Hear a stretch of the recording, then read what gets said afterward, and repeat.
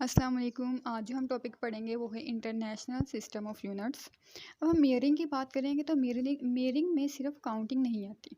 इसमें हमारे पास जो भी क्वांटिटी हम मेयर कर रहे हैं उसके लिए कुछ स्टैंडर्ड चाहिए जिसके ज़रिए से हम उसे मेयर कर सकें, हम उसे काउंट कर सकें। और इसके लिए हमारे पास जो है वो स्टैंडर्ड क्वांटिटीज़ की ज़रूरत पड़ जाती है। अब ये स्टैंडर्ड क्वांटिटीज़ होती क्या हैं?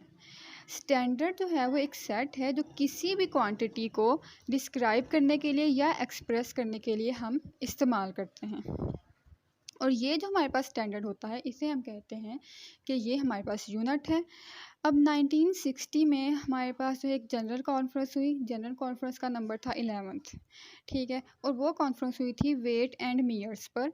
और इस जनरल कॉन्फ्रेंस में फिर अडॉप्ट किया गया था एक नया system, international system of unit. इस इंटरनेशनल सिस्टम ऑफ यूनिट में हमारे पास डिफरेंट तरह के यूनिट्स को वर्ल्ड वाइड एक्सेप्ट किया गया था और कहा गया था कि हम जो है सारी दुनिया में इन्हीं सिस्टम्स को या इन्हीं यूनिट्स को इस्तेमाल करेंगे। क्योंकि पहले ये होता था कि डिफरेंट कंट्रीज़ में डिफरेंट यूनिट इस्तेमाल होते थे।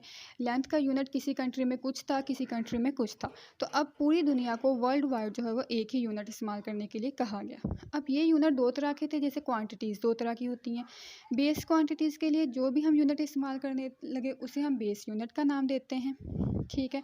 जिस तरह से बेस क्वांटिटी 7 है, इसी तरह फिर उनके यूनिट्स भी 7 ही हैं। तो हमारे पास 7 बेस यूनिट्स हैं। अब हर इस क्वांटिटी का जो अपना यूनिट है उसकी एग्जांपल या फिर जो भी उसके नाम है वो अब हम देखते हैं।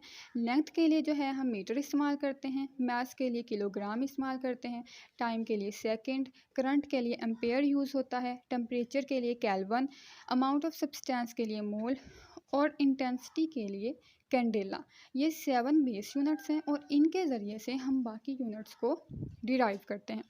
अब डिराइव क्वांटिटीज़ कौन सी होती हैं, ये हमने पिछले लेक्चर में पढ़ा है कि डिराइव क्वांटिटीज़ वो होती हैं जो बेस क्वांटिटीज़ की टर्म्स पर एक्सप्रेस की जाती हैं। तो इसी तरह इनके यूनिट्स को भी बेस क्वांटिटीज़ की या बेस यूनिट्स की टर्म्स में एक्सप्रेस किया जाता है।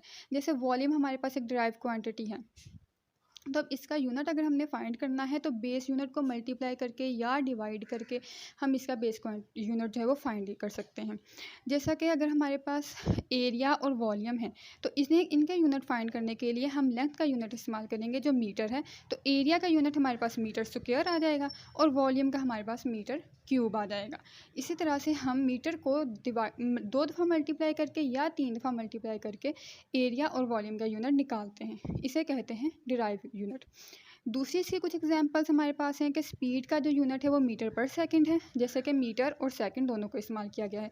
डेंसिटी के लिए किलोग्राम पर मीटर क्यूब है, फोर्स के लिए न्यूटन है, किलोग्राम मीटर पर सेकंड स्क्वायर भी कहते हैं। इसी तरह प्रेशर का पास्कल है और पावर का वाट है।